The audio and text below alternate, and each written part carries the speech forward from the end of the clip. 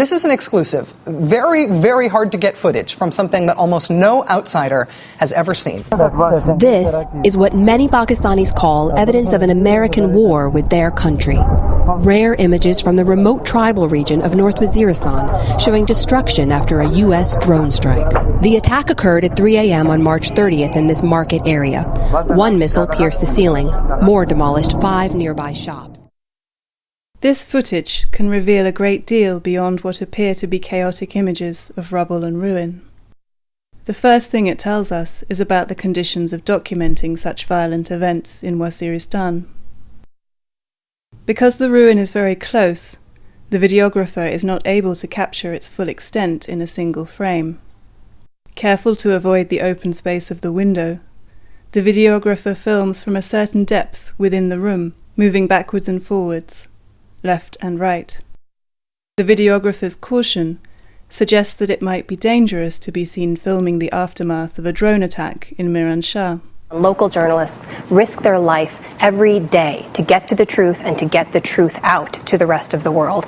No more so is that true than in North Waziristan, in the tribal area. In order to get this one piece of video out, we actually took a couple of weeks to move the video from place to place until it was safely in the hands of someone that we knew could transmit it back to us. This is precious evidence obtained under perilous circumstances. We treat it with the utmost of attention. The first stage in understanding what this footage can reveal is to locate the building within the city of Miran Shah. The direction of the shadow helps orient the structure. The shadow is cast forwards, indicating a north by northwest orientation. We determine that the videographer is standing level with the destroyed roof. He must therefore be in a building that is higher than the one that was being targeted. Using a collage pieced together from individual video frames extracted from the footage, we try and locate the building within a satellite image of Miran Shah. On the left, a distinct change in the direction of the road is visible. On the right, there is a certain widening of an otherwise narrow road. In order to find this building within the city of Miran Shah, we examine the street morphology that we identified earlier and find a matching road pattern. Next, we undertake a detailed comparison between the satellite image and the news footage. On the left side of the building, we notice a series of beams that fan out in a radial pattern. We locate the same radiating beams at the newly identified location on the satellite image. In addition, both images depict a tower to the left side of the building, near the bend in the road. We can also make out a higher structure on the other side of the street from the tower. These spatial indicators allow us to identify and match the location to the destroyed buildings depicted in the news footage. We consult a satellite image taken the day after the drone strike. Each pixel represents a 50 by 50 centimeter square of terrain, which is the resolution that publicly available satellite images are degraded to in order to preserve the visual advantage of militaries and state agencies. The destruction is captured at the threshold of visibility in the image.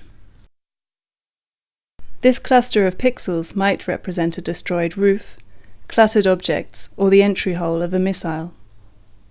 Upon a detailed examination of all available satellite imagery and a bird's-eye view, we are able to sketch out the probable contours of the building. We analyze the length of the shadows cast from buildings in order to determine the different volumes of the structure.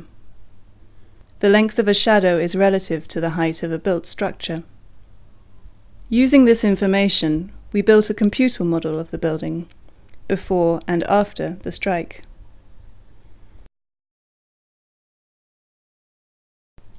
We modelled the shadow cast on different days and at different times of the day, in order to compare it with the shadows visible in the satellite and video images, and to corroborate its volumes. Based upon the assumption that the video was shot soon after the March 30th strike, we were able to approximate the time of day it was recorded, by animating shadows as they moved across the surfaces of the model.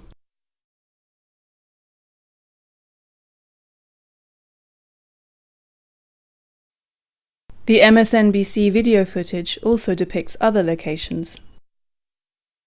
In particular, it also shows the destruction of a still unidentified empty room. Our next task was to locate this room. Returning to the satellite image of June 2012, we identify 4 to 6 awnings on the right side of the building. Given the position of the awnings, we were able to assume the location of the shop units outside the structure. One of these shops might be the empty room depicted in the video footage.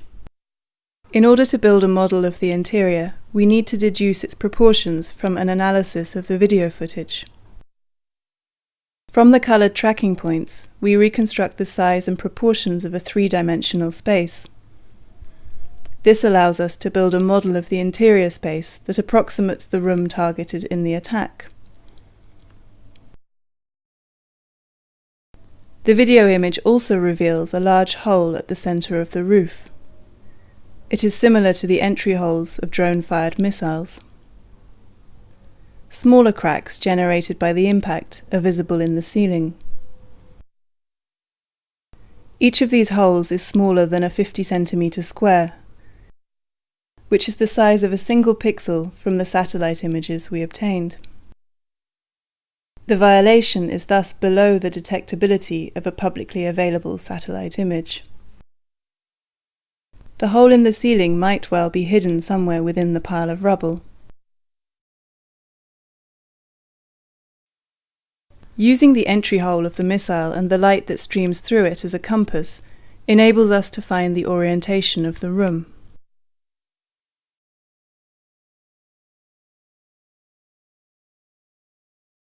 The position of the sunspots helps to verify the assumed location of the room on the right side of the building.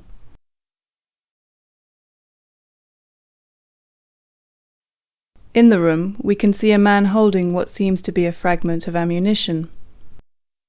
Taking a closer look at this object, we compare it to missile fragments bearing serial numbers collected in the office of Pakistani lawyer Shahzad Akbar. Each missile breaks differently after impact. We notice similar features to those in the identifiable samples. Behind the missile fragment, we also notice a trace on the wall. The room is full of such traces. They seem to be fragmentation patterns from the explosive head of the munition. Each fragment is studied, marked, and mapped. The missile is designed to penetrate through a ceiling and detonate when inside a room, spraying hundreds of steel fragments, killing everybody in proximity. Where the distribution of fragments is in lower density, it is likely that something absorbed them. Although we cannot be certain, it is possible that the absence of the fragments indicates the places where people died.